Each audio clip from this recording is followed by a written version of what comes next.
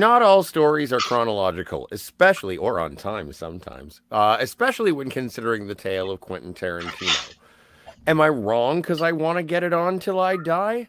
Herein lies the story of Broomhilda, a woman trapped atop a mountain surrounded by hellfire and guarded by a dragon.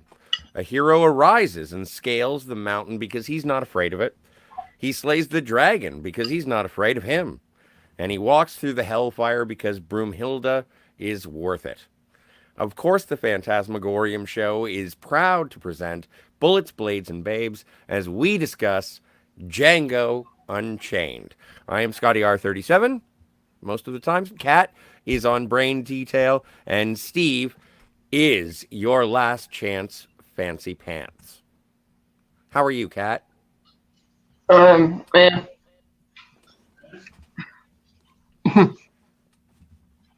Can you hear me? Yes, I can. How's my mic? Fine. Cool. You sound great too. How you been? There you go. Blu-ray or 4K? Blu-ray. I mean, Nice. yeah.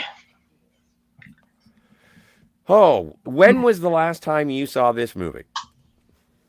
Before last night, probably 5 years, something like that. Yeah. Okay. Okay. So I saw it when it was in theater twice. And then I don't think I've watched it in earnest since then. Funny, I don't even remember if I saw it in theaters or not. Oh, really? Okay. Well, I remember I was working with a guy who was a movie theater manager, and I got to go see it with him. He being a cinephile, and when the Jim Croce song comes on, I Got a Name, he went absolutely ape shit. It was awesome.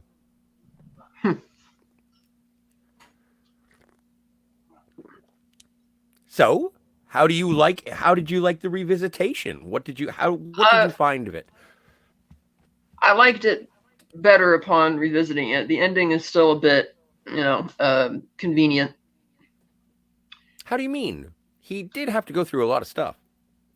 Right, but the ending is just kind of, in a sense, a repeat of Inglourious Bastards.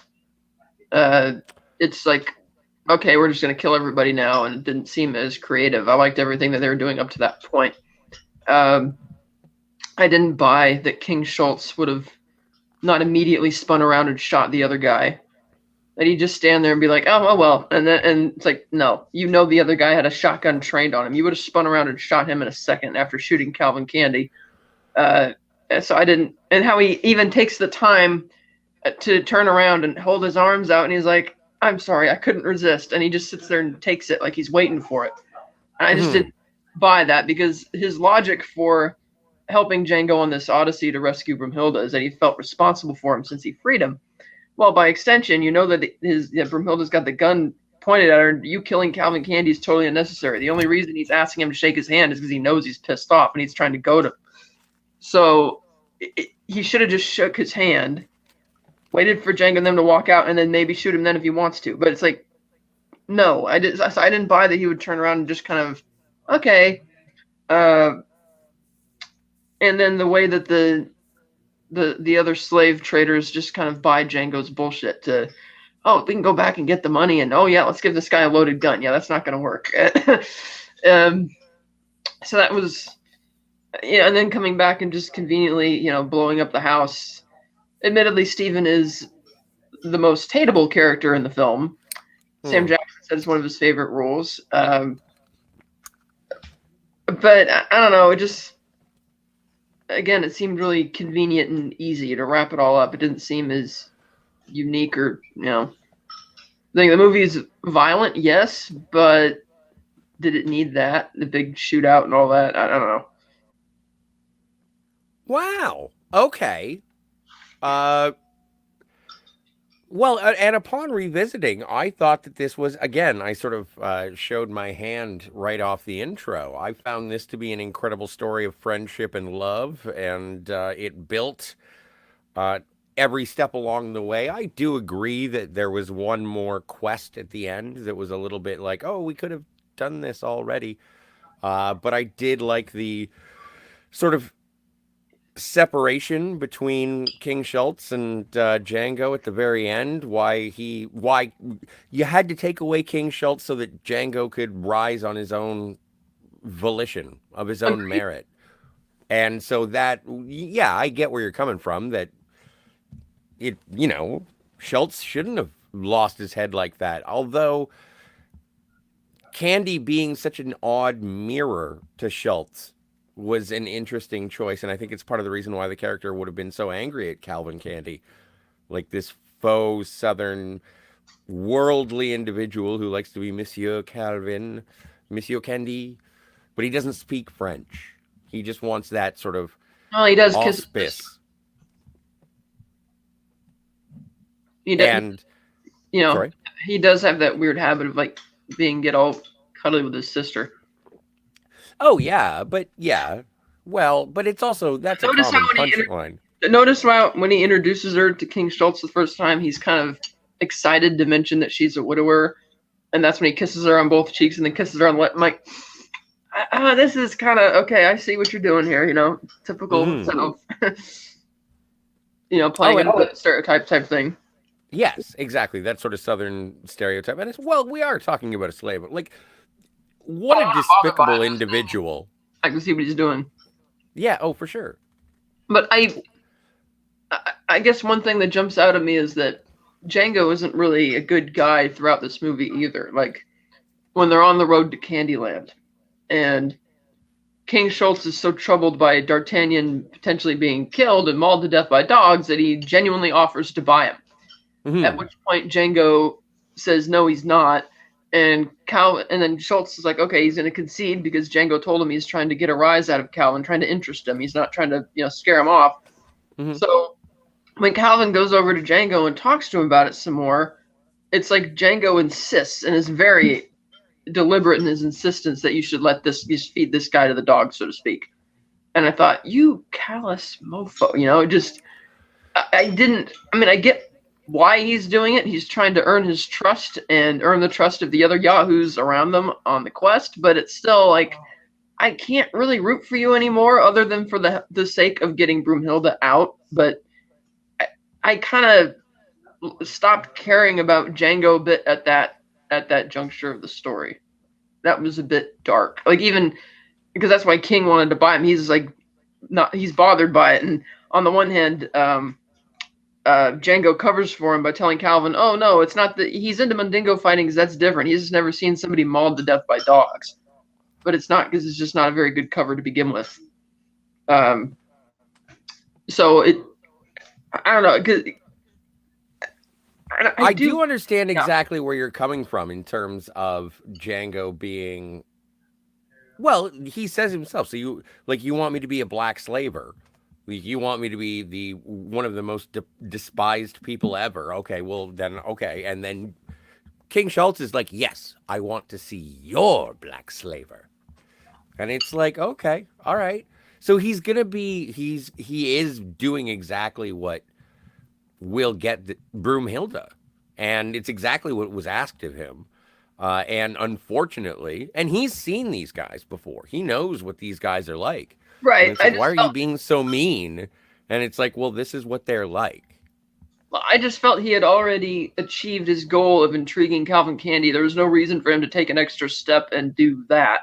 Seeing as I assume, it's never mentioned that none of King Schultz's money is any good. Like, it's not like if he cut him that check for $12,000, it would have bounced or something. Like, yes, they're successful bounty hunters, but they ain't $12,000 rich. The con was that we're going to agree to buy this fighter for $12,000, and while I go away for 5 days, you're going to be nice and give me Broomhilda as a sign of goodwill. Since I'm going to give you the check, you can give me, in a sense, a down payment, if you will, in the form of her, and they would never come back, and the check would just bounce.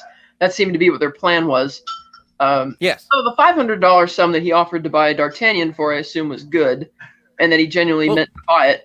And granted, we think money is a bit callous as well, because Django even brings up the fact that, hey, you're the one who told me to shoot the father right in front of the son, and you didn't bat an eyelash, even though the father was a creep as well, or another criminal, meaning they would have killed him anyway for the money. Seeing as that guy, I guess he was the sheriff when they meet at the cabin during the winter up in like Wyoming, and he seems to know them. It's like, who are these guys? And they mention, oh, the Bacall gang. Oh, who are they? And oh, they're a gang of stagecoach robbers and blah blah blah. And so it's like, yeah, And that guy was played by Lee Horsley. Yeah, and one of the slave traders at the end who gets shot was played by Michael Parks. I recognize him from the sheriff in Planet Terror, from Dusk Till Dawn. And James Remar was in there in the beginning as one of the traders who's trying to sell Django. Yeah, and then of course twice. Yeah, and of course I love the whole bit with. I thought was really funny with Don Johnson and the hood. They're wearing the damn hoods and having the conversation about how bad am I. Oh, that's so good. That was so funny. And then you get Tom Wopat in there as well. That was great. Just a good old boy, never doing no harm. And you have cameo by Jonah Hill. Yep, from the Klansmans. What did you think of that? What did you think of that scene? Well, it's vintage Tarantino, of course, for them having that type of argument. And sure. I like Don Johnson leading this charge, especially. That was funny. But they're arguing about the hoods and everything. And I'm thinking, I get the idea of what they're trying to do, but seeing as they're in the middle of nowhere, nobody's going to stop them anyway, so they don't really need to wear the hoods at all. And that's what they're kind of reasoning. And then Don's like, I'm the one who decided we're going to wear the damn hood. So that whole scene I thought was really funny. And the way that they all flee like cowards when the bomb goes off, but Django takes the time to shoot Don Johnson as he's leaving. And another thing, I don't know if you were bugged by this, but I was wondering what the incentive is for the various sheriffs and even the Don Johnson character to believe him when he just hands over paperwork saying this guy was this criminal because this paper says so. It's like, well, you have a photo? Like, is there a way to prove any of what he's claiming? Like when he walks on to, like when Django kills the guys on the plantation and then Don Johnson just shows up and it's like King Schultz just gives him the paperwork and he just accepts. Granted, he tried to seek revenge, but did he just blindly accept that he was telling the truth? Same thing with the sheriff earlier when they, goes into the saloon and he kills the sheriff and the marshal comes out and he just presents him with the paper. And I'm like, okay, it's an official document, but nothing about that document confirms that the person you just shot dead is the person mentioned in the document, given that it's, 1858.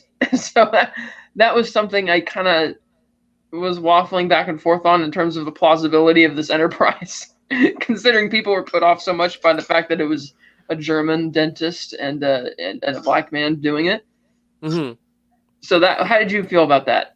Well, and now that you mention it, I admired the paperwork going on throughout the film in terms of their bounty hunter work, but I guess now that you mention it, yeah, there's no corroboration. Like, are we talking about fingerprints? Are we talking about, like, you're looking at a badly drawn image? So, I don't know. I suppose King Schultz has his evidence as to why that person would be the person on the legal document that he received. The handbill, as you mentioned, but yeah, I guess it was a conceit that I allowed. Yeah, it's for the joke, and I get that. Kind of like I saw this movie yesterday, Barbarian, that had a lot of the same type of conceits in it, where they do something good and then you think about it logically for a minute. It's like, wait a minute, that kind of thing, but it works for the movie. Mm-hmm. But I also find this to be a hybrid film. The first half, it doesn't feel like editorially like a Tarantino film because the scenes don't go on very long. The dialogue doesn't go on forever and build the tension in the same way it normally does. And I notice how two key characters who have such an impact are not introduced until very late in the story, being Calvin Candy, introduced 63 minutes into a 142-minute movie. Mm-hmm. And then Stephen, the house slave, introduced 86 minutes into a 142-minute movie. And yet they leave such a strong impression. Which is really, and that whole relationship between Stephen and Calvin is really interesting. How Stephen's excited at the idea of ruining Broomhilda's happiness. Like, what does he care if she gets purchased? Because who knows? Maybe for all we know, since they never confirmed otherwise, maybe King Schultz was honestly going to pay the $12,000. I just assumed the check was going to bounce. I thought so too. But if so, when Stephen's talking to Calvin, he doesn't really specifically mention that that's going to happen. He just says that they're here to buy Broomhilda. To which, if you're Calvin, given how stupid he is, I figured he would have replied, okay, so I'm still getting $12,000 out of it, so what does it matter?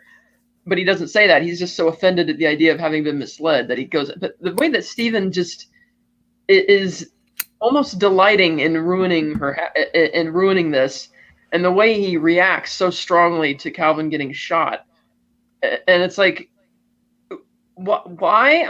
I get that he has a level of status at the house for sure that none of the others have, but I don't know. It is like you said, it's a different type of evil. Like you were talking about, when Django says, "Do you want me to be the black slave or the worst, ever?"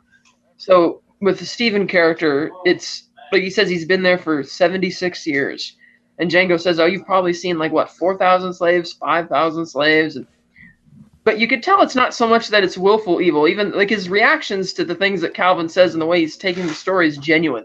Like Stephen's shock throughout the conversation at the dinner table is genuine. And so it's like, has he just been broken in to be brainwashed to the point that it's like, I'm one of them, like one of us. And he's just, almost like he's an extension of Calvin and Calvin's interests. Like he doesn't have any shred of humanity left. Well, because we sort of had a hiatus last week, and like last time I watched this would have been last Tuesday. And so since then, to keep it sort of fresh in my mind, I've been watching interviews and stuff, not reviews, but like reactions from news outlets at the time for the press releases, and hearing Samuel L. Jackson talk about Stephen has been really interesting. And if you get an opportunity, I would recommend seeking out those interviews, just because he talks about how Stephen would have raised Calvin, and Calvin is sort of a reflection of Stephen, just in terms of being raised on the same plantation. And it's interesting that you say that it's sort of a different movie at the beginning of the movie than it is at the end of the movie. And I agree with you, but I like it as a mirror image, because King Schultz like frees Django. Yeah. And the first half of the movie is all about them being best friends and killing people. The second half of the movie, you're introduced to what is really the mirror opposite, the older, wise black man who had raised the white man into the system that is whatever, yada, yada, blah, slavery. And I just like you have two elders, one black, one white. You have two juniors, one black, one white. And the way that the two of them are sort of paralleled. And then you lose King Schultz, and then you lose Calvin. And it's sort of, it's Samuel L. versus Jamie Foxx, and it's awesome. I like the parallel of it. I like the mirror of it. I like how if you fold the movie in half, it's almost the same. Yeah, that's true. And the whole thing is them living the German fairy tale of Broomhilda. That ties the whole room together. Yeah, that ties the whole room together, and it's just something about the ending, because it's like, I like how they took out Calvin, because that's something unique that those two characters would get to. It wouldn't be a gunfight for them. It would be, he's trying to goad him with something, and it's long and drawn out properly. Because even the whole time at the dinner table, King is taking the lead, even though Django keeps reaching for his pistol, which he does multiple times at Candyland. Mm-hmm. And yet with Stephen, given the way he operates, it's kind of blunt. It's like Django just happens to be there, fires off a few more shots, tells Stephen to wait. It's like, no, you don't count as the other black people who are in this house. You're definitely, you're not one of them. And he just kind of leaves him there to blow up. And I didn't think that was as clever, I guess, as the way they dealt with the King Schultz Calvin aspect of it. Because you just saw him go through this huge shootout in the house, followed by another shootout back at the house. And it's like, okay. And I'm like, where exactly are Broomhilda and Django going to go now? I mean, they still have the papers, but will anybody believe them because the fact that even the the slaveholders who picked up with him heard the story, and the other people heard the story. It's like people are going to be asking questions kind of quickly, But Well, but it's even near the beginning of the movie, after Django himself is freed by King Schultz. Schultz says to the, uh, you know, essentially freed slaves, like, well, you guys can go north to a place that will allow you. Like that is a thing, and I think at the end they sort of, I think that Broomhilda and Django went north to a more enlightened part of the country, for lack of a better term. yeah, so yeah, it is definitely a hybrid movie. Um, it is great to see that dynamic that you talked about between those characters, particularly where you have the scene when they first arrive at the ranch, and King Schultz is trying to be surreptitious in how he's bringing up Broomhilda, and Stephen was inside, so he didn't hear the whole conversation. He comes out later and hears this. He's still upset about it. Like he's genuinely upset at taking orders from Calvin to get Broomhilda because she ran away. We have to put it, blah blah blah, and Calvin's like has to really get in his face about it because, like you mentioned, it's that quasi father son type relationship where Stephen feels he can really get in his face about it, and the whole reveal for Broomhilda, done rather theatrically. And I guess, yeah, that's kind of necessary because you don't want her to have an outburst at the dinner table when she sees Django for the first time. Right. But at the same time, they didn't mention, by the way, you got to keep a straight face while you're in there. And then just the etiquette of the whole thing is just so bizarre. Like when Calvin wants to show her scars, and the other slave from the kitchen is all upset and screaming at it, but she doesn't say it was his fault. And even Calvin's sister kind of slams her fist on the desk and says, "Calvin, like this is too much." But that's again Stephen getting in his ear because he's trying to goad Django, and I'm thinking, you better be careful, Stephen, because if you goad him too much, Django's got the loaded 6-shooter right there. He'll drop both of you right there at the end of the table. Well, and how about Kerry Washington? Her performance. Man. Wonderful. Like, and gorgeous. Like, that was, like, I don't know. I don't even know if we're going to do a scene by scene. Do you feel like doing a scene by scene? I kind of like jumping all over the place because it's. Yeah, it's fine jumping all over the place. Okay, cool. But, like, the part at the end, spoilers for Django Unchained, if you didn't know. But, like, the part at the end when she, like, closes her ears while the house blows up, like adorable. And when first introduced to Django again, and he's like, "Oh, hey there, little troublemaker," and she passes out from the excitement, like just an incredible, and the horror and torture that she goes through, like the hot box, like that's insane, like that. Oh, this is. How did you feel about? I don't mean to transition from Kerry Washington into slavery and torture, but first of all, do you think that Broomhilda was more of like a damsel in distress that needed to be, or was she a character? That's hard because it feels like it's more from them talking about her than getting to see her because she doesn't really get to say much in the movie. And yes, she's definitely a damsel in distress, no doubt about it, because she is a distress and they do need to save her. But even when they first, when she first thinks she's going to get away, she, of course, can't say anything. And she's obviously deathly afraid of Stephen. And I didn't even remember what the line was going to be. I was watching the movie last night, and Stephen asked, "Well, why wouldn't you have told me that?" And I said aloud kind of to myself, "Because I'm scared of you." And then she says it, "Because I'm scared of you." And I didn't even remember that. And it's like, so yeah, she's damsel in distress, but you can see her really come out of her shell at the end of the movie when she's waiting outside as the other two house slaves run past her.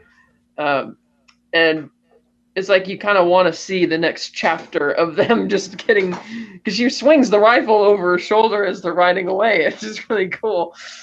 But it was really cool, yeah. But yeah, the movie for her, it's just torture and torment and oh geez. Now, did you find it a little bit like I didn't think that it was that violent? No, it's not as violent or horrifying as the depiction of it in 12 Years a Slave. Right. Exactly. Which was the following year, but they still touch base on enough. Like the only time, like Django shows up in time to save the one slave from being whipped for breaking the eggs, and because he's wearing that ridiculous getup, you don't really get to feel that scene of what was about to happen as much because again he's dressed like what are you dressed like an aristocrat or a pirate? I'm not really sure. Austin Powers. Yeah, but then I thought the much more effective, and even the flashback, the very brief flashback of her actually getting whipped is like super close-ups. And even the insult that Bruce Dern pays when he says, sell them separately, and he makes a point to pause before he says separately, and he says, sell this one cheap, which is like, oh, wow. And I kind of half expected him on my first viewing a long time ago for him to pop back up at some point in the movie. Like, I mean, they got to get him. But no, he's just a quick cameo. Well, and I thought I was surprised rewatching it that I had forgotten that Bruce Dern was in the movie. So that's like the last 3 movies that Quentin Tarantino has made that Bruce Dern has been in, which is sort of fascinating. Yeah, and the hot box scene I thought was much more effective in terms of that because you have Calvin standing there, and the fact that Calvin's kind of bewildered that she's in there, and he even says, "What's the point in having a German-speaking slave if I can't? The one time I'm going to have a German guest here and it can't be entertained." He's like, "Yeah."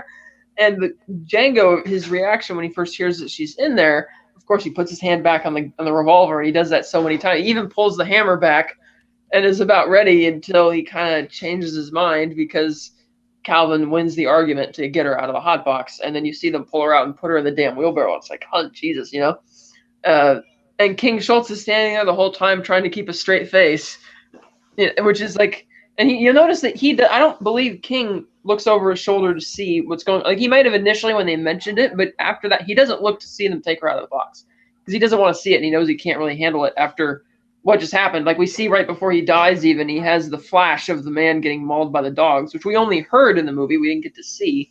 And maybe that sound I felt was partly drowned out by the fact that in that particular instance, they're really trying to focus more on the staring contest between Django and Calvin. But whereas when you see those quick flashes later, I mean, they're very brief, like only a few frames. It's brutal. And so King is trying to restrain himself because he doesn't want to see her being taken out of the box. And the way Calvin's sister is just kind of acting like it's so normal, and then walks her upstairs to King's room and hands her the candle with a big smile on her face. Like, this is all just normal stuff. And it's like, ugh. So it was nice to see her.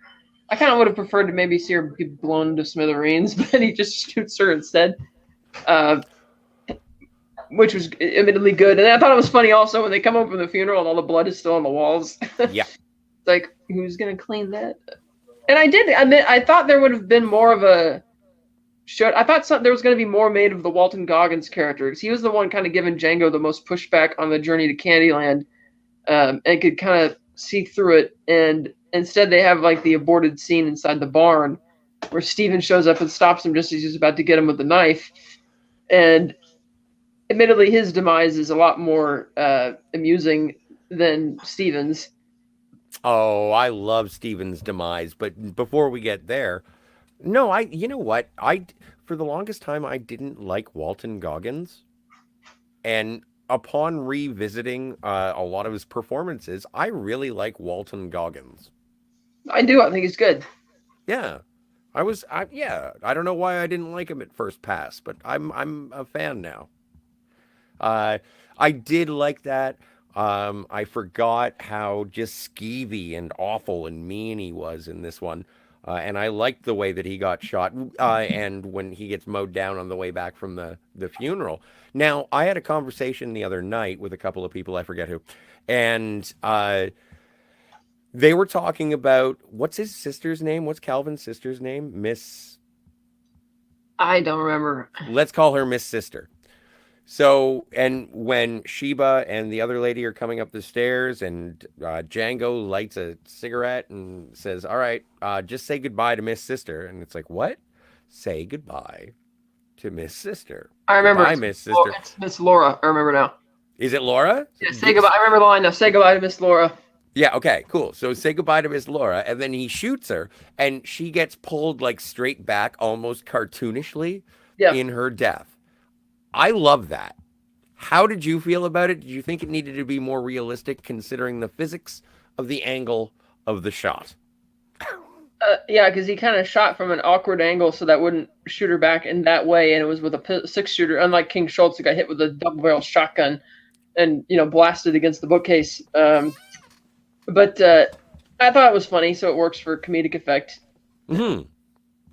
And then the two And girls just running outside, and they have no reaction to seeing Broomhilda on the horse with the gun.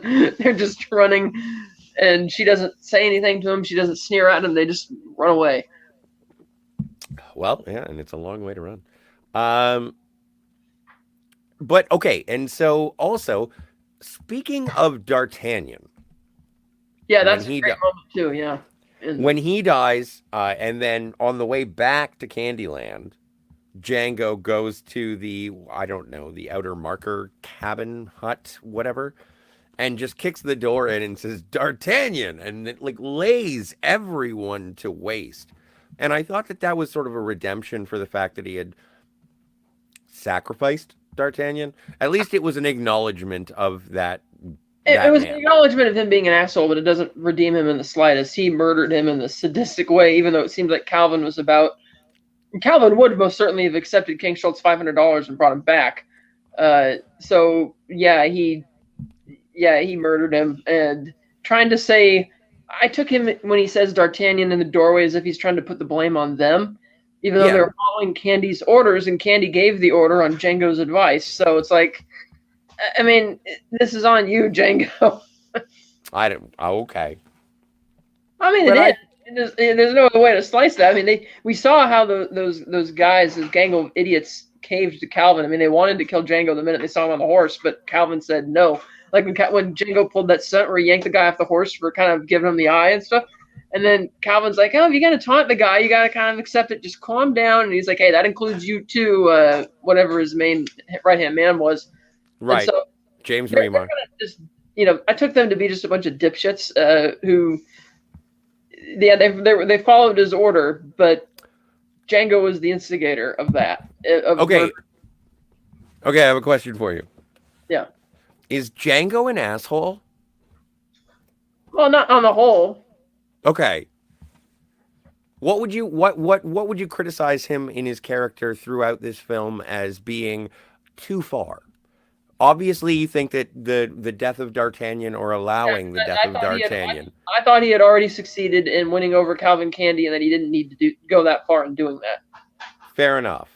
Now, that in terms of that, there is the conversation between him and King Schultz, and he says, like, when you made me Yeah.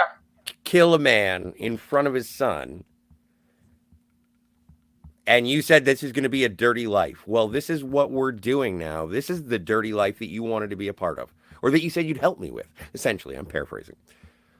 And I think that that is, it's to sort of, again, it's the first half of the movie is elevating Django and training him in the ways of the world, but then also making him the person who leads King Schultz into a world that King Schultz didn't really know. I think Schultz is unnerved the entire time he's in Candyland.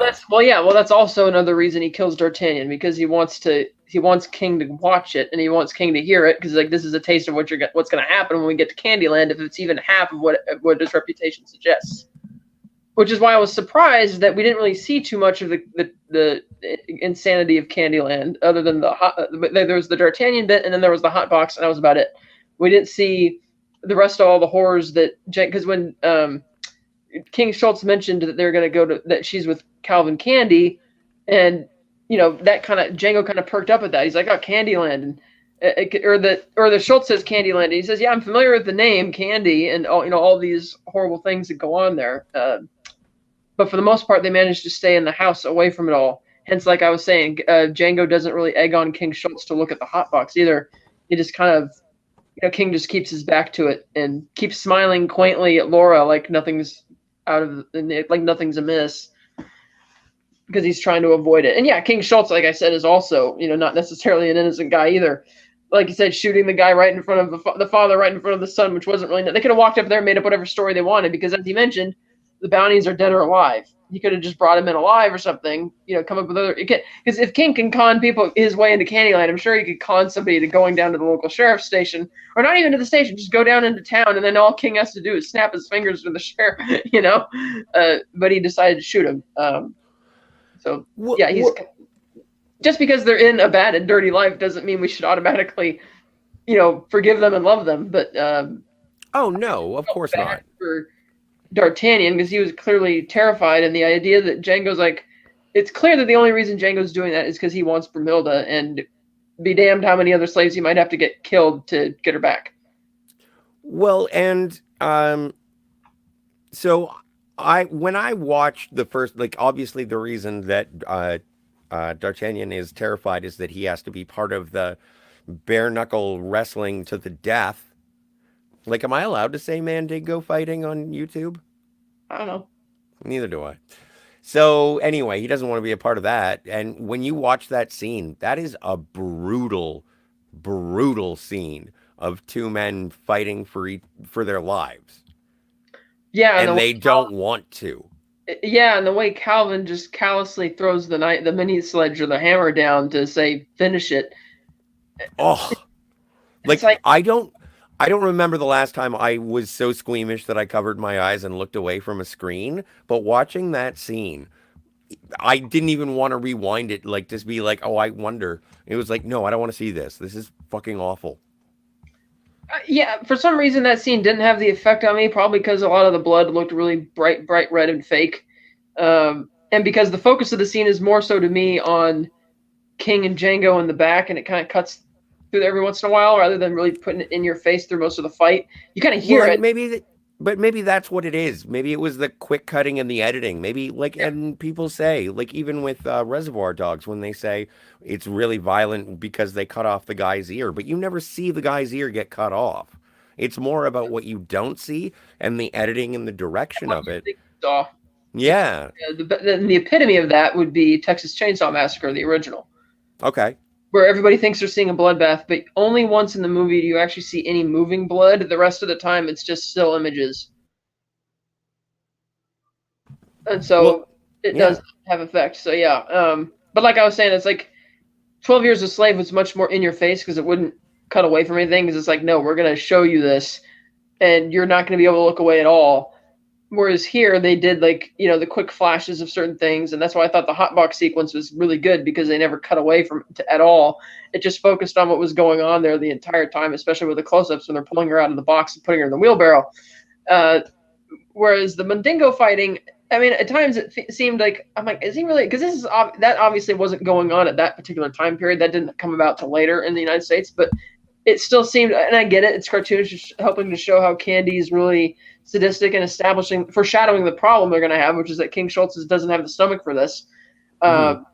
Which I like that he brought up that King does get his last dig in at Calvin when they're in the study, and Calvin can see that King is being a sore loser and just upset at having lost. And so Calvin walks in there and is trying to, make him feel better about it. And that's when King brings up D'Artagnan again.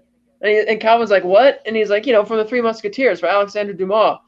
You mean you named your slave, one of your Mandingo fighters, after the protagonist of your book, The Three Musketeers.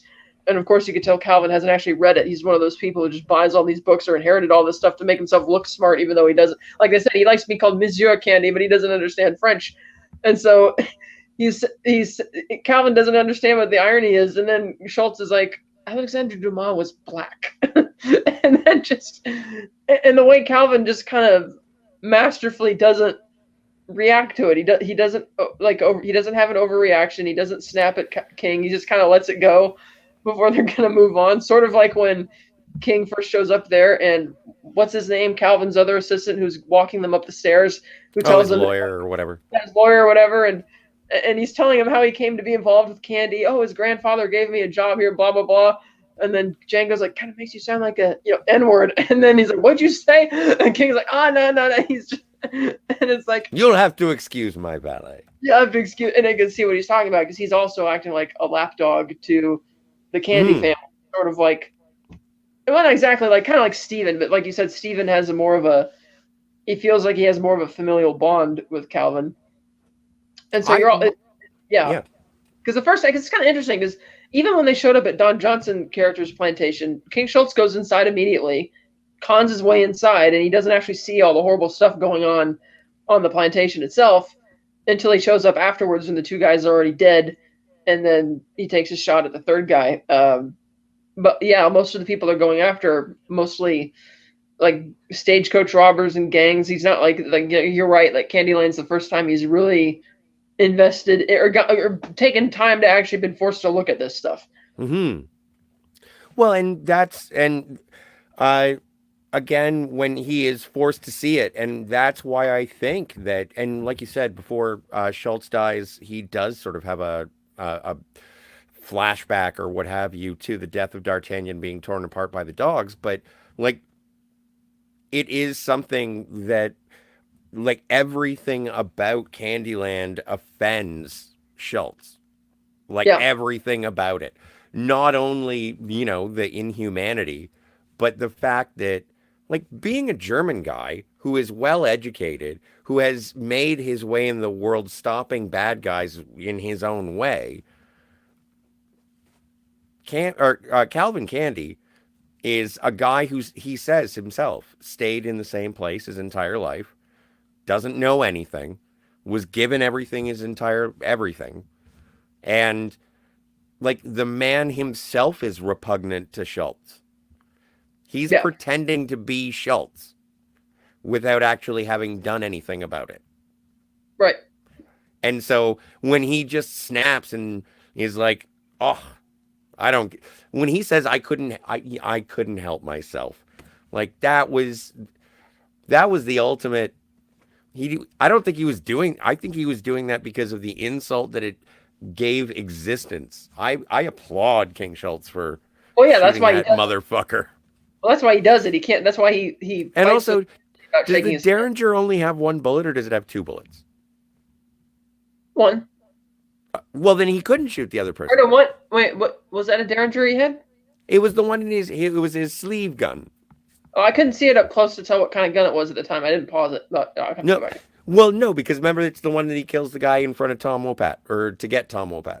Yeah, but I can't remember what type of gun it was. I remember it was on a contraption though. Anyway, can I be a jerk and go get? I need a cup of coffee. Okay. Okay, would you like to entertain these lovely people? Sure. Okay. Yeah. So this movie, I really did like. It's one of the few movies where I actually bought into Leonardo DiCaprio as the villain, as the character. Most of the time, I watch the movies that he's in, and I kind of see him. I don't really see the character at all. This one, I thought he kind of blended right in. Uh, Christoph Waltz, I liked him in the role of King Schultz more than Hans Landa, even though obviously they're two different great characters. Uh, Jamie Foxx, great. Um, yeah, it just, I mean, it is a Western, and all the stuff that Scott's saying is on point. It's just that once you get to the final piece, given all the effort they had to go to get into Candyland, it seemed almost effortless how he comes back and he just, oh, we're just going to blow the place up now. Almost like they didn't want to write the fourth act and just, rush to end the story, which is there. So I was just, did you hear anything I said? Mm-mm. So I was saying that I found this role of DiCaprio as one of his most believable because more often than not, I see him and I just see him. I don't see the character that he's playing. Here, I Mm-hmm. thought he kind of blended into it more. I liked Christoph Waltz's King Schultz here better than Hans Landa. Well, yeah. Yeah, I thought, I like that one better. And then Jamie Foxx, I thought, yeah, he's pretty cool. The cameos How were do you great. They didn't feel. how do you feel how do you feel about the possibility of Will Smith having played Django?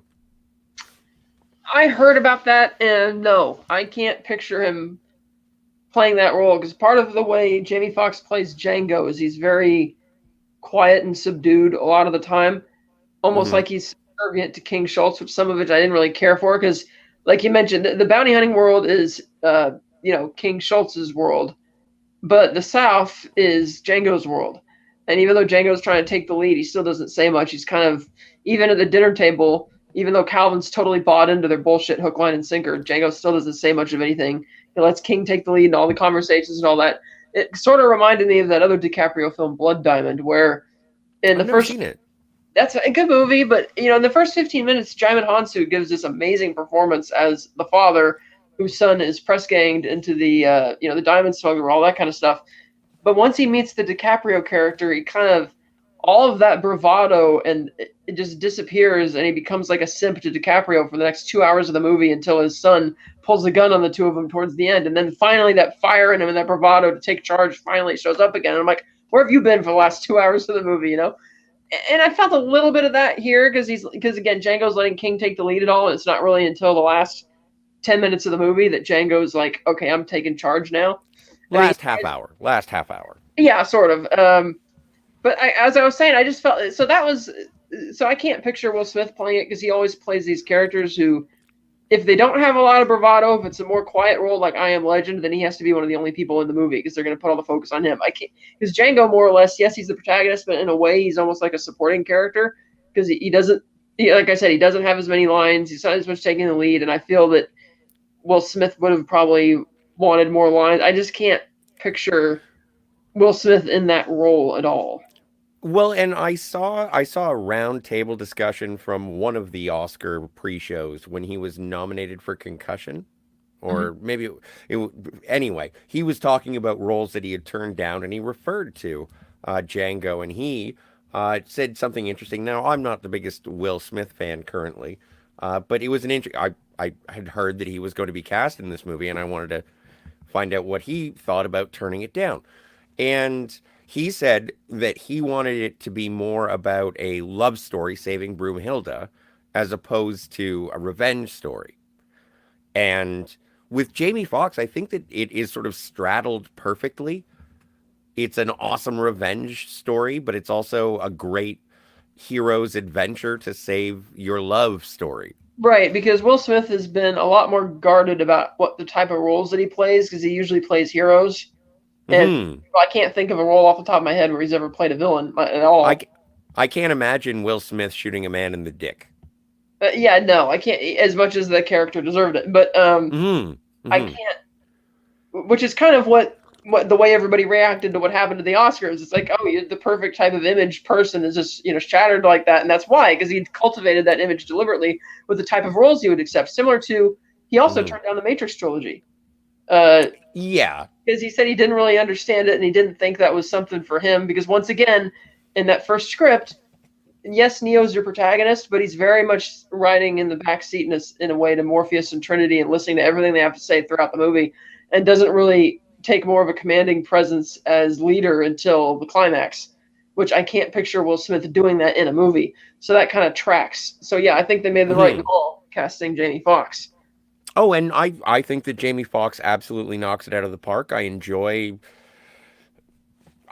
think that well, I think he's a bit of a jerk in the movie, but I think that fits with the level of jaded that you get to be when you're a freed slave. So, yeah, I thought that Jamie Foxx was perfect. And he was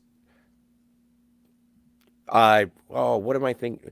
He lacked self-consciousness. He was very open and honest in the performance. Yeah, kind of like And I think that's best epitomized in the scene when he's just killed the three slave traders at the end of the movie with Tarantino cameoing, and the other three slaves are in the back of the cage, and they're not shackled anymore. The door's open, so they can leave whenever, and they're watching him on the get the horse on the gun, and they're kind of almost unsure, like they're kind of worried, like what's this guy gonna do? And he asks for the dynamite, and they just toss it to him really quickly, like no, we want you to get out of here, and. It's not until he's riding away that the camera kind of cuts back to a close up on one of the slaves, and it's only then where he starts being really impressed by what he's seeing. And then it's not until the post credit scene where they're kind of all on the same page about, man, that was Django. Who was that guy, Django? You know, mhm. uh, Well, and that was the when he was riding into Candyland. That was right? the slave on the chain that he was just like being a jerk Yeah, ass to. And so at the and then at the end of it, like Right, which is why they're so kind of worried because they're not. What's this guy gonna do? Like you said, you kind of get jaded by it, and he's kind of a loose cannon in a way. You don't know what he's gonna do. It's like because they've seen him go out of his way to kill D'Artagnan. So now Mm. they're sitting back here, and it's like hell. For all we know, he might just kill us to keep us quiet about what just happened. So, but he doesn't. Of course, he just takes like, "Hey, give me the dynamite," and then off he rides. And they're finally kind of. It's like they get it. He's going back to get his woman. He's going back to destroy Candyland, and they're like, "Wow." And that's when they're finally won over by it. Well, and yeah, and I don't think that I wouldn't expect that sort of empathy from Will Smith because it would look more like Will Smith riding back to save the day as opposed to a man who's been beaten but will go through hellfire to achieve his goal. Like, I think it would have been much more of a Hollywood leading man moment as opposed to a character of Django doing his thing moment. Yeah, because even as a good guy in other movies, Will Smith doesn't really do the revenge thing. If he's going to do anything against another character, it's because he has to. Uh, Yes.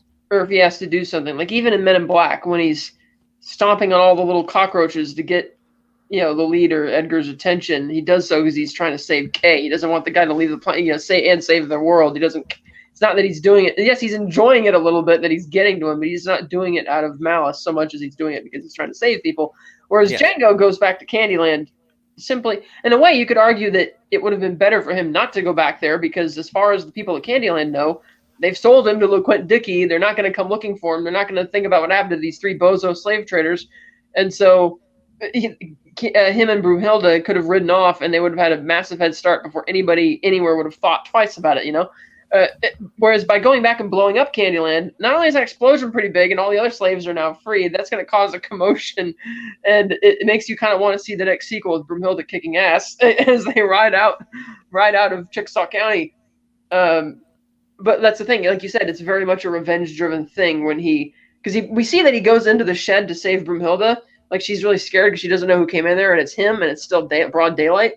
But then he makes a conscious decision after that because they're at the funeral that no, I'm going to go back in there, and I'm going to blow this place to smithereens. In particular, Steven, because Steven's the guy he determines is really the main villain of the whole piece because He's the dragon. He's the dragon and the grand architect of Candyland. Because as you mentioned, Calvin's an idiot. He's been living there his whole life, raised by Steven. And so Steven's the one he has to get, and I get it. It's the hellfire, it's the dragon fire. He's blowing it up, burning it. Which maybe if he burned him alive, it would have been, I don't know, like slower, would have been a bit more fitting, or some quasi 19th century flamethrower of sorts. But blowing it up. Do you want to talk about the death of Stephen? I'll talk about the death of Stephen and how awesome that was. Okay. I do enjoy that. Because when Django is hanging upside down, he talks about all the things that he's seen done to other slaves. And then he talks about what's going to happen at the mining company. I forget the name of what's the name of the mining? Quentin Dickey? No, LeQuint Dickey. LeQuint Dickey mining company. And it's like you can get your tongue cut out and you're not going to bleed out or anything. They're really good at it. And all those things. And I love the fact that after killing Walton Goggins and the two other guys and Miss Laura. You said a lot of things about people that you were, things that you've seen done to other people, but you never mentioned kneecapping. Bang! Yeah, that part was funny. That was awesome. Then shoots him in the other knee. This is torturous. This is torturous to watch, but come on. Steven deserves it. And so I enjoy it. And then, but it's also after. Like, Steven throws down his cane and, like, goes chest to chest with Django, essentially. I count 6 shots. N-word. And Django pulls out, I count 2 guns. Which is kind of a funny thing to say, because even if Django didn't have an extra gun, he wouldn't need it. He could beat Steven without even batting an eyelash, Oh, yeah. You could have beat the hell out of him with just bare fists. But I thought that was cool. I liked the taunting of it. I liked everything about it. And then, and also even wearing Calvin's clothes. What an FU to Steven based on their relationship. Smoking from the ivory cigarette holder. I noticed Like, though he never throws it back in his face really though. It's like he doesn't ask it. It's like, okay, what makes you tick, Steven? You're like, what is this? You're like, you realize you're not white, right? Because when he says, okay, all the black people get out of the house, and the two house people go to leave, and Steven starts walking towards the door. He's like, no, not you. You're like fine, like, at home with those whiteys or whatever it is that he says, and Steven doesn't offer any defense against it. He just kind of, which is why he throws down the cane. He's kind of accepting it. He knows that he's done. oh, so he knows he's gonna die. He knows he's gonna die, which is why he mentions the thing about the 6-shooter to see what Django's gonna do. And then that happens, but he never. I kind of wanted Django to say something, to hear what would. I was genuinely curious as to what Steven would say in response to a question like that. Like, what is it, Steven? Like, why do you take such pride in being the leader? Why do you take such pride in tormenting and torturing all of your own people? Since you started out here and by dumb luck became the head house slave here. And like what? Like what's the? It's kind of like you always want to see that kind of moment in a movie where you catch a serial killer and you want to ask what is it about, and you never get that moment because of course the hero's not going to bother asking a psychopath why they do what they do. But Steven's not your run-of-the-mill psychopath. There's something he's a much more complex character, a lot more interesting. And yeah, he just kind of he kneecaps him, and Steven's like, oh, they're gonna get you, they're gonna hunt you down and get your black ass, blah blah blah. And then Django doesn't even say a word of goodbye. He just walks out the door, and then kaboom. Well, he likes the dynamite. And yeah, blows it up in front of his lady. Like, there are worse ways to impress your wife. I'm gonna blow up this house for you, baby. But I thought that it was sort of remember when we watched Once Upon a Time in Hollywood, and I said that it was a catharsis of violence at the end. Mm-hmm. And I think this entire movie is somewhat of a catharsis of violence. I enjoy every person every person that Django and King kill. I enjoy when they kill. I like the way you die, boy.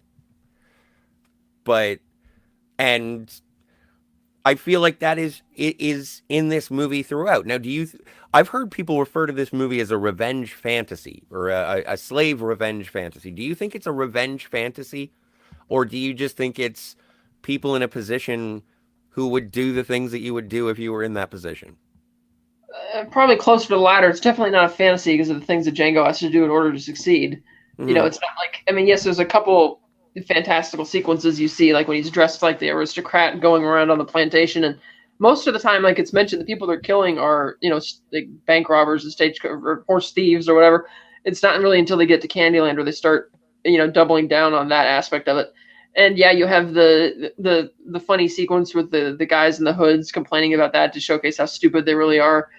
But my wife, if it was stayed up all day making holes in these sacks. If you don't like it, I'm going home. And don't ask us for nothing ever again. Like, hey, good for him for leaving. He survived. He ain't pointing any fingers. No one's saying that the hoods weighing wasn't a good idea. Just this time, no bags. Hey, I'm the one who makes that decision. So it wouldn't be the reason I don't qualify it as a fantasy is because you wouldn't fantasize about having to brutally murder a fellow slave to get what you need out of this.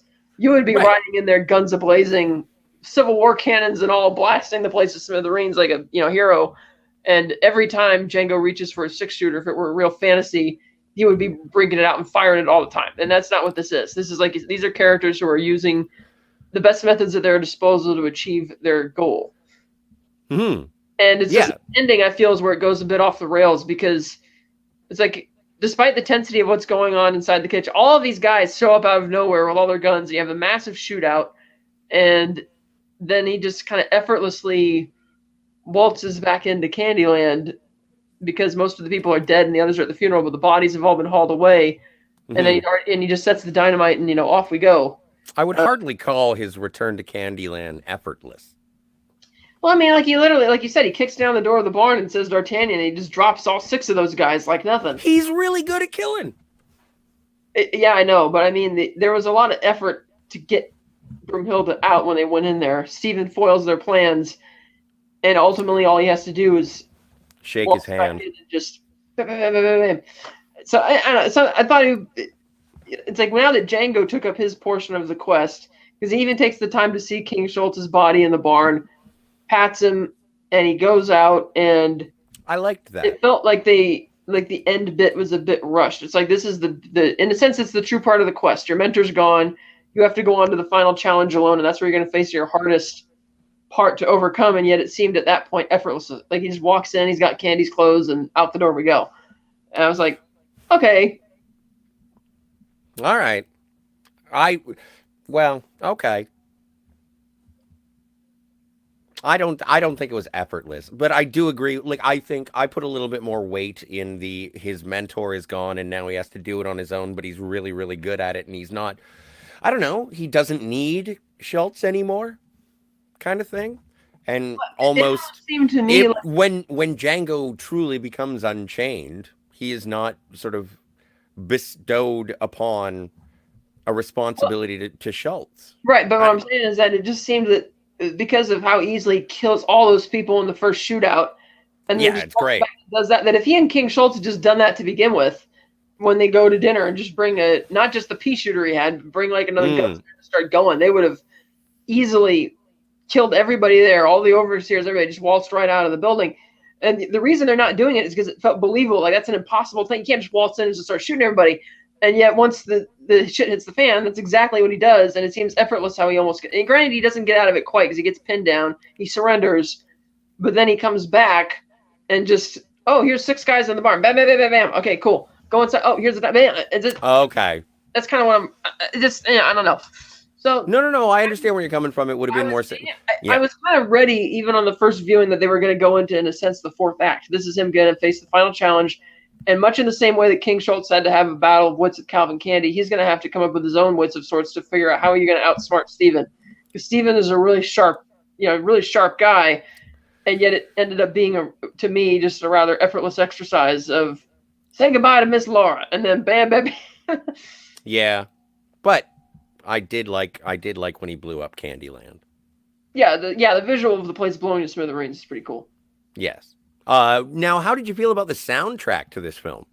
Very good. I liked even the opening when I take it that was out near Death Valley where they filmed The Hills Have Eyes in the 70s is pretty much what it looked like. And so the landscapes are great. The score was there. Was it Morricone who did the score as well?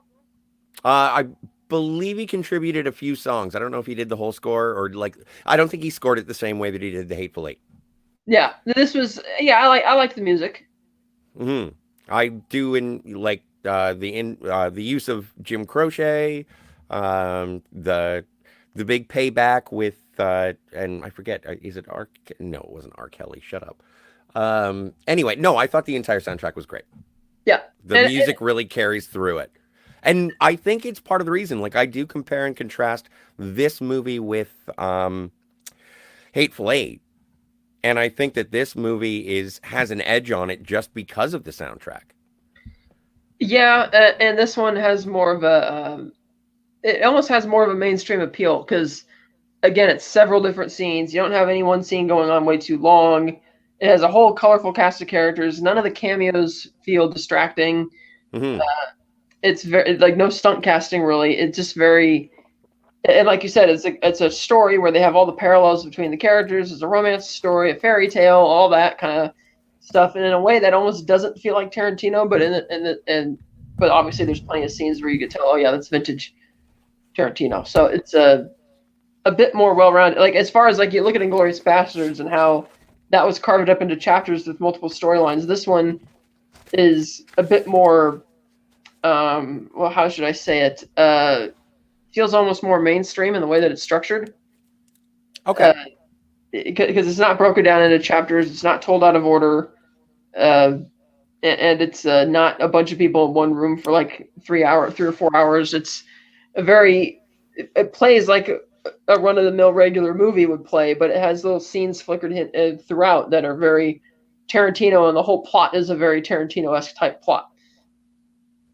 Mm-hmm. But at times it feels a bit tame in certain scenes. Like I was mentioning, they could have gone all the way, like 12 Years a Slave in some of those scenes to really be brutal, but I think he deliberately avoids that because he doesn't want to lose the fantasy aspect of it. Or he wants you to focus on that romantic quest to save Brumhilde and then the revenge tale afterwards to slay the dragon. He doesn't want you to think he doesn't want you to think too much about the horrors of what's going on. Hence why when D'Artagnan's being mauled, not only does the camera cut away, but the sound of him being mauled isn't as loud as it normally would be because the camera is more so boring in on Calvin and Django.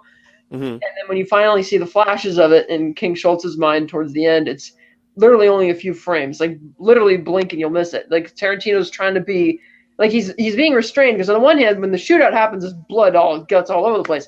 Oh yeah. But seeing the really horrible stuff like the the whipping, the caning, the hot box, that stuff he kind of pulls away from a bit because he doesn't want. It's like, yes, this is set in the deep south and blah blah blah, but I don't want you to get too shell shocked by it. It seems like he's saying.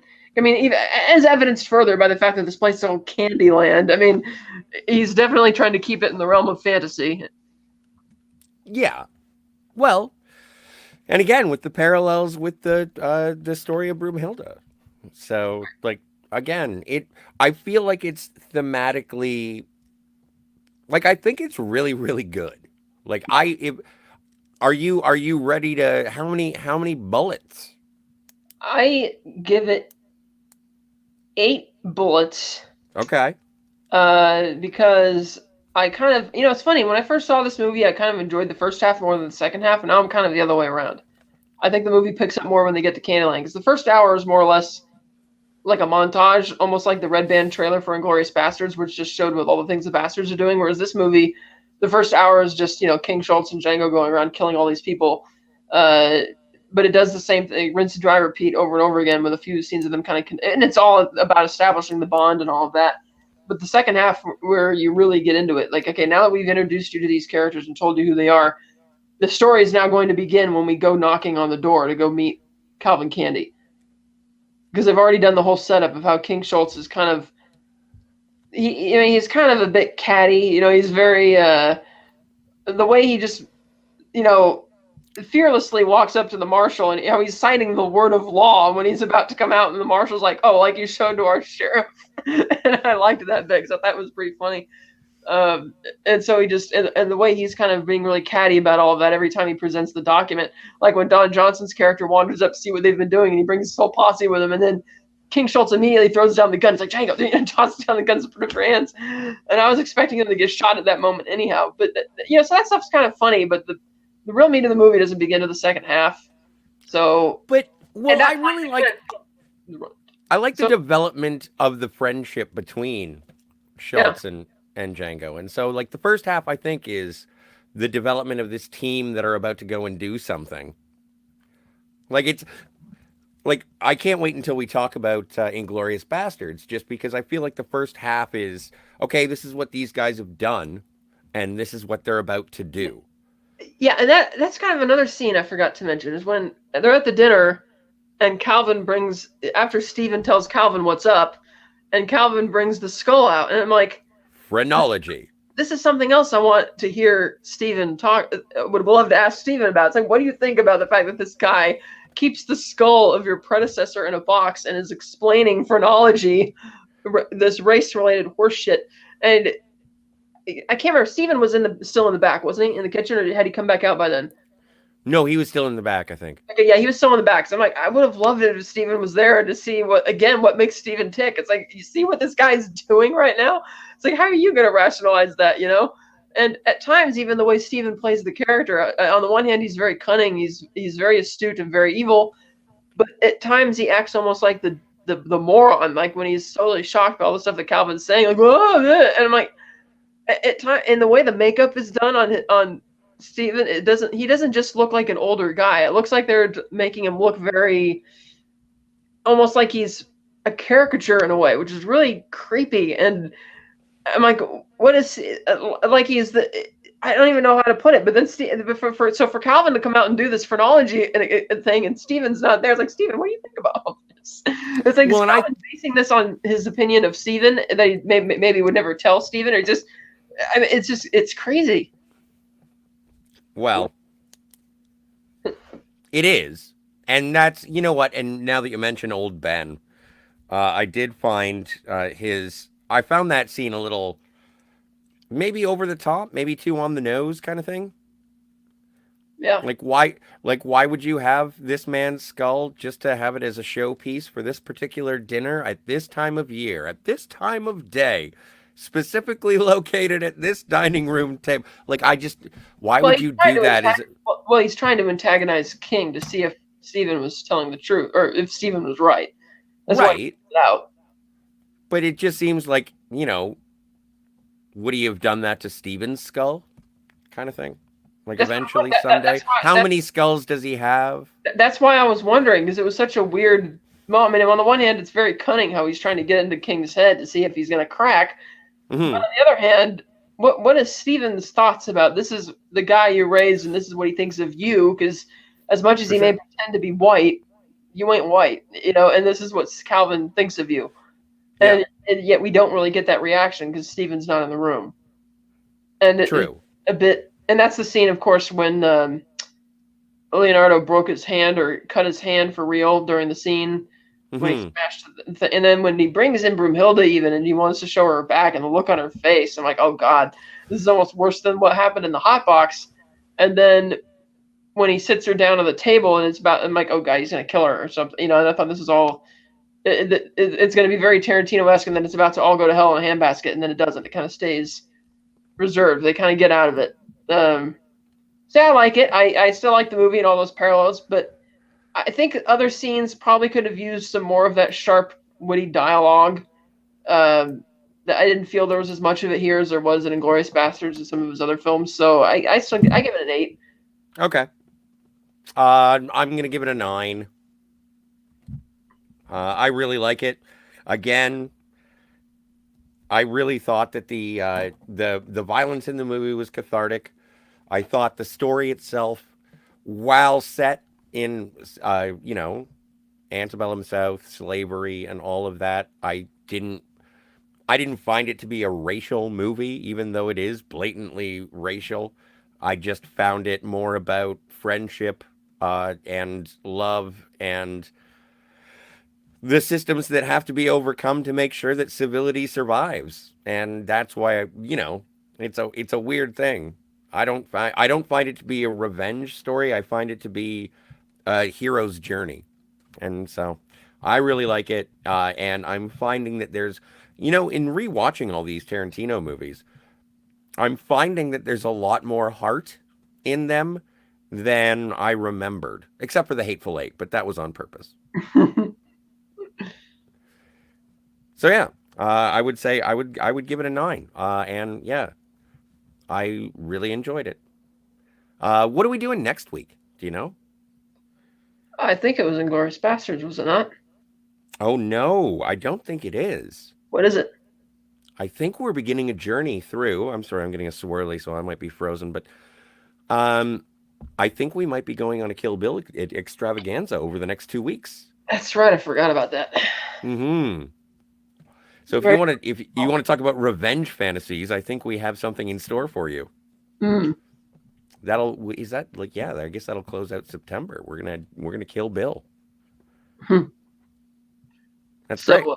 any comments? I'm sorry. Are there any comments tonight? Oh my stars! The chat has been alive with the sound of music. That is Antiderivative Jill in the chat. Thank you so much for being here. That was at 7:21 in the PM, approximately 21 minutes past the time that we were supposed to be here. Oh, that's Remember? she's mid a different Yeah. her time zone.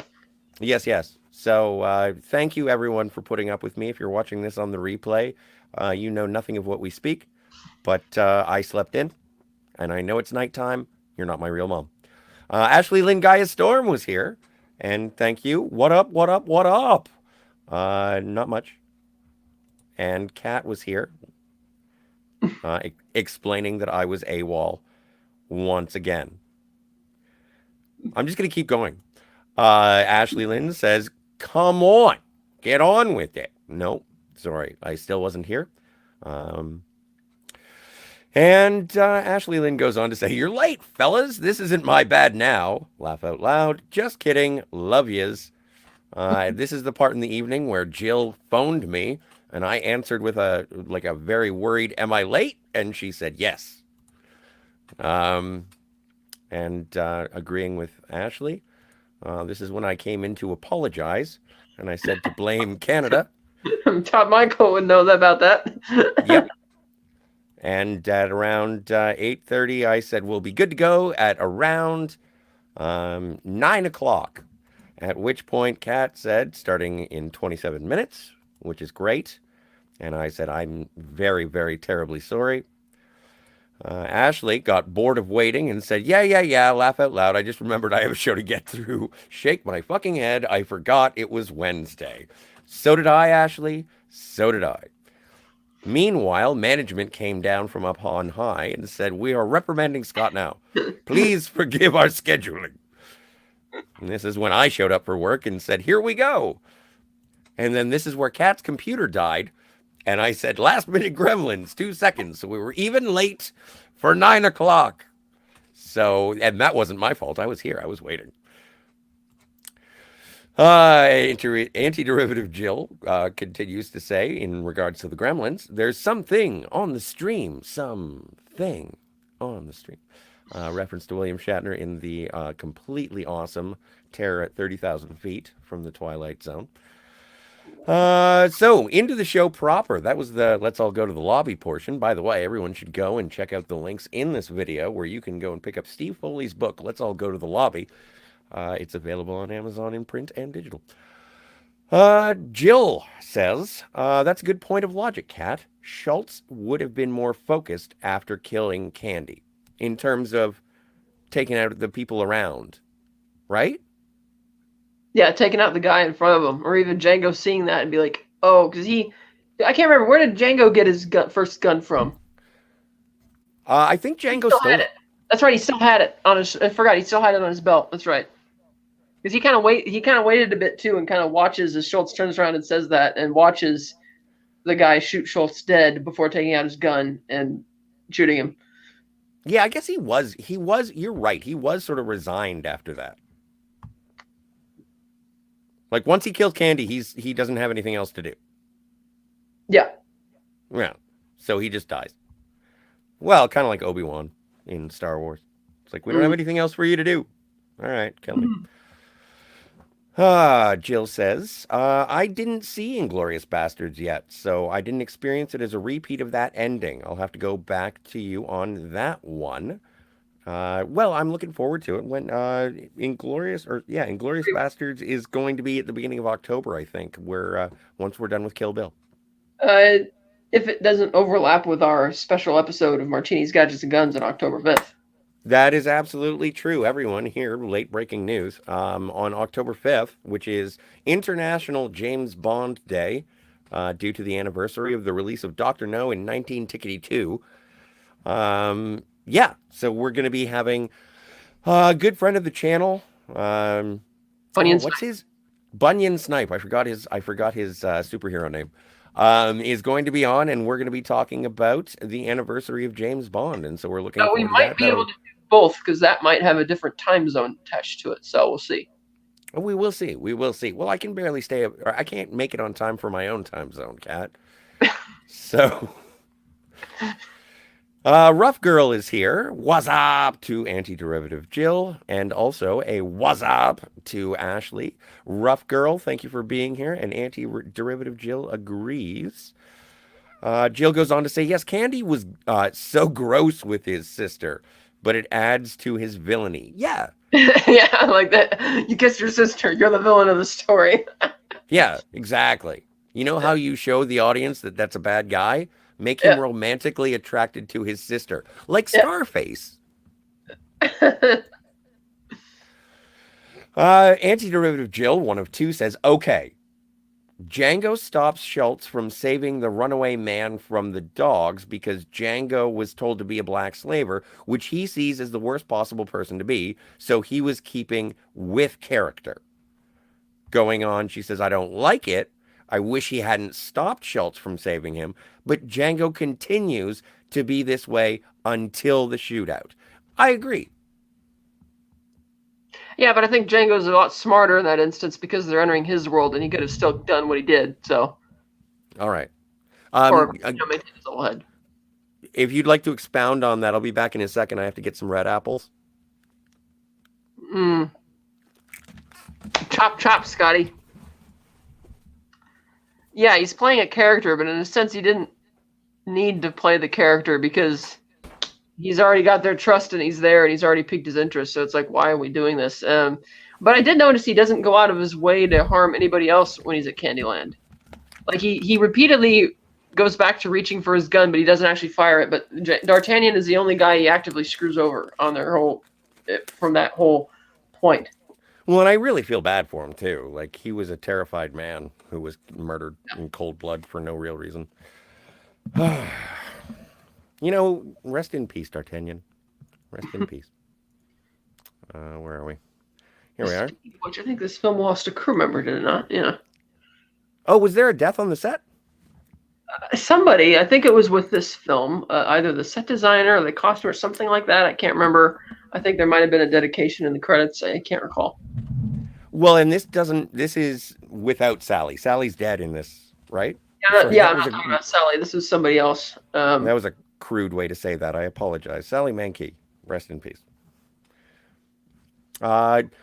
Jill says, I agree with Kat. There was some unbelievability at the end as to how Django and Hildy would escape to the south on. So an epilogue would have been nice. Oh, I totally would have. That would have been great. It would have been. Well, what about in the early days of The Hateful Eight, how it was supposed to be a sequel to Django? That's right. And the Sam Jackson character was going to be Django, correct? Well, yes. Yeah. I think that would have been interesting. Although it would have begged, you know, more Django. I would love to see a series of Django movies, but Mm-hmm. Django and Hildy doing bounty hunter stuff, that'd be great. Maybe the ghost of King Schultz shows up from time to time to give wise offerings of German lore. Along with the ghost of Nat Turner to cheer him on. Mm-hmm. Hildy was beautiful, tortured princess, but her spirit was never broken throughout her hardship. True. And I really enjoyed that. And again, Kerry Washington, I thought gave a really honest performance in terms of herself. I'm frozen because my internet is Amish. But because you scary. And Yeah. I thought that was a great interaction between Samuel L. Jackson and Kerry Washington. And it was Miss Laura Lee. Sarah Lee? Meanwhile, our good friends at Cinema Gulp just got to 500 subscribers recently because they're awesome. And if you are not a fan of Cinema Gulp, I would recommend using the search bar at the top of the tubes that are you and go and check out the dozens of days of content that they happen to have on their channel and to 500 more. But still your least Quentin Tarantino fan? Well, you're a Hateful Eight fan, Ben, so get off my lawn. It's still his least favorite Tarantino film. Not that he's the least Tarantino fan. Sorry, my mistake. I can't read. Oh, and Jill doesn't think. What did you think of the cameo by Quentin Tarantino? Was he Australian or was he South African? I forget. All three of them had, I believe, Australian accents. I was like, yeah, I wasn't really buying it. That why are these three Australian? Okay, but he was just he's just another character. But whatever, it was fine. I liked him, and yeah, you should have blown him up. I like seeing Quentin Tarantino. I like the way you die, boy. Jill says, but it's fair he doesn't trust anyone related to the slave industry, which is just good advice to anyone. Makes sense, and you can consider it part of his survival. That's what I thought. I thought he was a survivalist throughout the entire film. And I'm really happy that King Schultz and Django met each other in this crazy world, because it is a representation of a great friendship. It's one of those things. And it's so awesome that Christoph Waltz, like his performance as King Schultz is so charming and erudite. Just great. Jill says, I hated the men fighting too, and hearing their bones breaking was the worst part. Well, and that, yeah, the best part about that scene and covering my eyes was it didn't matter if I covered my eyes, I still got to hear the bones breaking. Um, sorry. Jill says no, she would not have liked Will Smith in the role. Jamie Foxx was perfect. I agree. Agree. Skogli Jatoon. I am just horribly destroying that name, but cheers, friends. Thank you for being here, my Cheers. friend. Prost. Uh, Skogli says he had managed to gain a tremendous amount of power in his position, and that's what it was all about: maintaining power. In reference to Stephen, and I saw that in a couple of interviews with Samuel L. Jackson saying the same thing, that in Candyland, like Stephen was the guy behind the curtain who had the power, and anywhere else in the world he would have been in the field, Yeah. which is, advantageous to him to not be. Skogli says the violence in this movie is super satisfying. Agreed. That now that he mentions it, that would have been great to see. Steven kind of throw that in his face in a bit too. He's like, "Hey, I know what you've did to get here. This is what I'm doing to stay here." Like Skogli's saying, that would have been neat to see that kind of meeting of the minds sort of thing. Because if Django's justification for doing what he did to D'Artagnan is that I have to play the role, I have to make this believable, get away with this, Steven can throw that back in his face and say, "Hey, boy, what do you think I'm doing?" Mm-hmm. And that would have been something, I think. Well, and I think it was there subtextually, but yeah, something more overt would have been nice. Yeah. And also, don't if you have a review of Django Unchained or any of the movies that we have, feel free to drop them in the comments in the chat. Go back, watch any of the other. We've done all the James Bond movies, guys. You should go and check out those videos too. And if you have reviews or ratings, we usually go 1 to 10 on bullets on what these movies are. You should give your own, and we would be happy to read them when we see them. Jill gives Django Unchained an 8 out of 10. I don't really enjoy seeing the slavery imagery or hearing the N word so many times, but Django really is the knight overcoming adversity to save his true love, and it has some awesome scenes. Mm-hmm. I'm with you. I agree. Except I give it one more. I give it a 9. Because I'm fine with slavery. No, wait, don't say that, Scott. We're live. Jesus. Skogli, yeah, exactly. Cat just dropped out because she can't have any of this. Skogli says all that awful stuff makes the violence that much more satisfying, and I think that's probably what I mean when I say that all of the atrocities that we see justify the violence that we see in Retribution. And that's why, as I mentioned earlier, Steven would be the one referring to Django as a boy, not me. Oh, of course. No, I don't think we're racists. No. No. Come on. Like, I don't even have to do a disclaimer. We're not, so it's fine. Son of a Red Shirt is here. Ahoy, sir. Oh, hey. To me, Kat, you, and Jill, and all the groovy people here tonight, hola, kapla, and cheers. I hope everyone is well, and that you certainly enjoyed this Quentin Tarantino effort. I did. Yep. Glad you liked it too. Yeah, absolutely. And there's agreement in regards to the violent scenes, Jill says. Those violent scenes were awesome scenes I was talking about. So yes. Yes. Skogli gives it a 9. Yes, up top, high five. Jill says, I'm enjoying my trip through all of the Tarantino movies I've missed out on, she says to Son of a Red Shirt. And the question is, from Son of a Red Shirt, have you missed many of them? And Jill has said, yes, I missed out on all the movies. Jill has a list of things to see. It's a very long list. Speaking of which, I think the first Tarantino film I saw in a theater was Inglourious Bastards. That was the first one? Yeah, because Grindhouse literally left my theater in one weekend. because they put it out, as Grindhouse. They weren't as separate. So I bought those as blind buys. And before that was the Kill Bill movies, which didn't interest me at all because I mean, those movies are, love letters to Kung Fu, and I was never really a fan of the Kung Fu movies in the 70s. So I guess it's a preview for what I'll be saying the next couple weeks on the show. But so I was aware of it like everybody else was from talking about it. And then before that, I was too young to have even thought twice. I mean, I bought certain movies like Pulp Fiction on DVD a long time ago and Reservoir Dogs. But yeah, Glorious Bastards was the first I saw in theaters. And even though I don't remember it, I'm sure I must have seen Django Unchained in a theater because I remember that wasn't a blind buy. I'd already seen it. I just don't remember when or where. Well, and you know what? If you haven't seen any of these movies and you're checking them out for the first time, I kind of envy you. Yeah. Like it's always nice to be able to see these things for the first time. Jealous.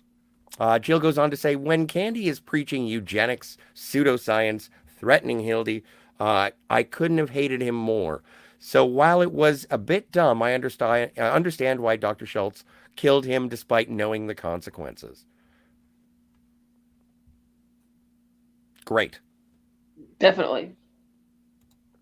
And finally, Scogli says, I just write music and do product reviews for guitar gear on my channel. Well, hey, everyone, if you want to drop a link in the chat, everyone should go check out Scogli Jotun's channel because we're happy to have you here and people should check out your stuff as well. Yeah. So I guess until next time, which will be Kill Bill Volume 1. That's it. And also I should remind everyone, if I decide to wake up on time tomorrow, we're going to be starting In the Loop, our Quantum Leap retrospective. Jill, Antiderivative Jill and myself, and we're going to be talking about Dr. Sam Beckett and Al Calavici. And hopefully it'll be fun. Looking forward to a little bit of a positive rewatch. And Kat, where can people find you on these nets that are inter? You can find me at Slice Night on Twitter and Instagram. You can find me on the Virtual Cantina Network YouTube channel every second and fourth Sunday of the month as co-host of the Unifying Force, which is a Star Wars talk show at 8 a.m. Pacific. We have a whole playlist there of videos we've done. We've already done, I believe, 31 or 32 episodes. And, of course, you can find me here on Fantasmagorium every Wednesday. Well, most Wednesdays. Yeah. Anyway, I guess that's it. You want to get a taco? Yeah, let's go get tacos.